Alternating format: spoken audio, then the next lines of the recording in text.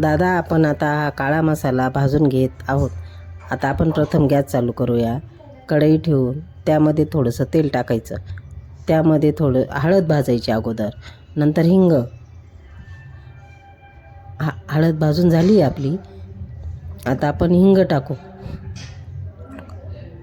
हिंग टाकल्यानंतर मिरे पण भाजून झाले.